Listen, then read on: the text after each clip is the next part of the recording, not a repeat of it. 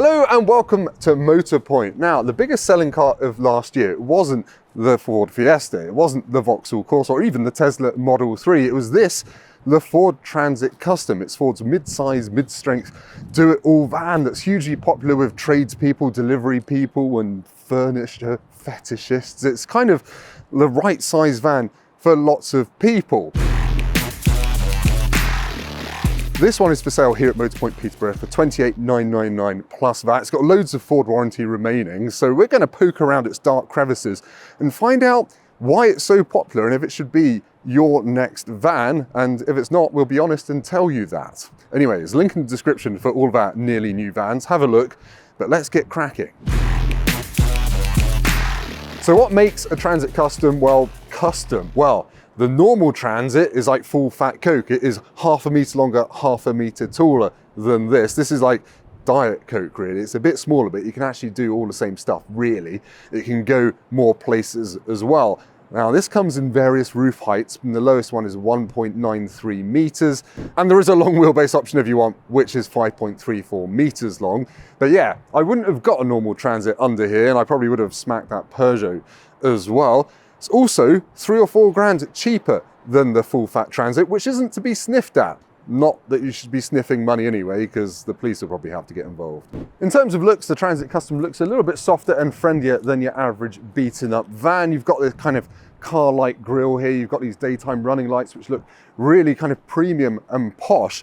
On lower spec versions, all this lower bumper is kind of matte grey black plastic. So if your parking tends to be on the scrapier side of crashy, go for that. This is a top spec limited one, so it's all body colour. And I think it just looks far posher than a van has any right to. And your neighbours won't be looking through their curtains, rolling their eyes because you've parked some old crapper outside on your driveway.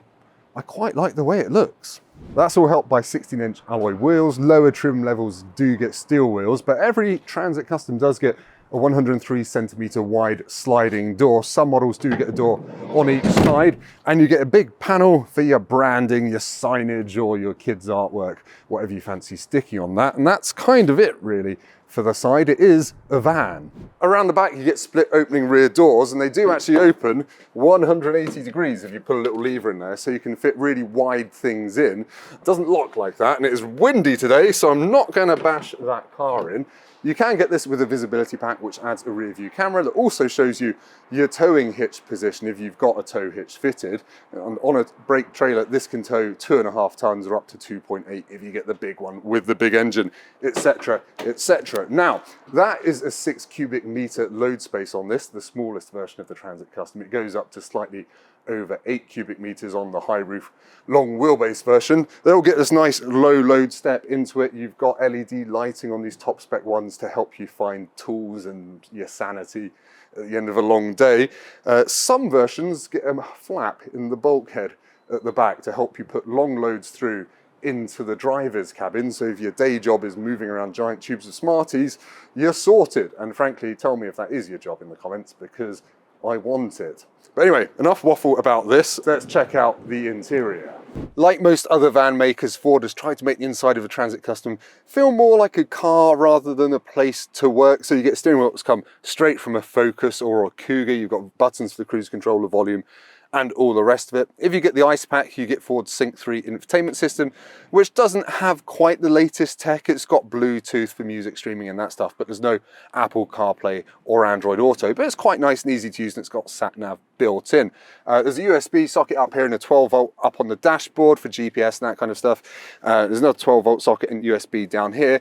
And that's pretty much it. You can get it with 2 or 3 seats here, as well as that through-loading flap that I spoke about. Manual handbrake, and this one's got an automatic gearbox, but frankly, it feels pretty good for a van in here. So yeah, enough interior chat. Let's go for a drive and see if it's any good. Initial impressions when you get in one of these, it's just very, very easy to live with. It doesn't feel intimidatingly big. It doesn't feel like you're sitting miles from the front of it. It just feels like a nice size. You've got these big split level mirrors with a super wide angle bit at the bottom to help you judge reversing. This one doesn't have a reversing camera, but I've been moving it around a lot at Motorpoint Peterborough, and it's been absolutely fine. Now you can get these with basically a range of 2-litre diesel engines, either 140 horsepower or 180 horsepower. And yeah, they are just strong, reliable, decent engines, frankly. This one is the 180 horsepower version, and it gets up to 40, absolutely no bother. Obviously, I've only got those 3 pallets in the back, so I can't really tell you what this is like with a full load, but when it's empty, it's a little bit bouncy and a little bit jiggly over broken surfaces, but most vans are when they've got nothing in the back, just because the way the suspension is designed to work when it's full of grandfather clocks. Anyway, I'm going to head out on some dual carriageways, get up to 60 miles an hour and tell you if it's noisy as sin at 60. See you in a bit. Right, I'm accelerating now from a 30 up to 60 on a dual carriageway. And that is 50, that's a police car, and that is 60 miles an hour. So yeah, this is pretty brisk. Obviously, I've only got 3 pallets in the back, so it's not laden, but it's certainly more than quick enough, and it's plenty torquey as well. Now, in terms of fuel economy, I've been getting about 35 mpg, but realistically, on a long run, you're going to get more like 40, 45. I've just been around town a lot. Let's go to some country roads and find out if you can go down a twisty road at 60 miles an hour without feeling like you're going to die, because that's an important thing, I always think. Let's go. Right, I'm out on a country lane now in the Transit Custom, and I have to say, this is giving me more confidence on a twisty road than I thought it would. I mean, the steering's not dripping in feedback or anything nerdy like that, but I'm coming up to a corner, I'm doing 50 miles an hour, and it is gripping and just going around much like I think a car would. There's a bit of rolling about, but not an awful lot.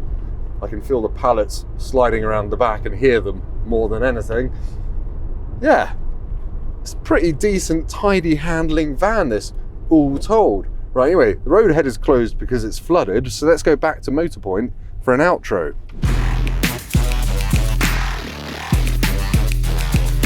So what do I think of the Transit Custom? Well, it's a bloody good van. It's got a really good payload for its external size. It's got loads of tech. The engine choice is good, and driving it feels as comfy as pulling on an old pair of slippers. There are some downsides. It's slightly bouncy when it's not loaded up in the back, but that's true of any van. The infotainment could be a bit more modern, but it's fine really. And there's a huge waiting list if you want to buy a new one. Thankfully, Motorpoint has a huge stock of nearly new vans, such as this one, which you can check out by going to motorpoint.co.uk or clicking the link in the description. Thanks ever so much for watching. Please like, comment, subscribe, and we'll see you next time.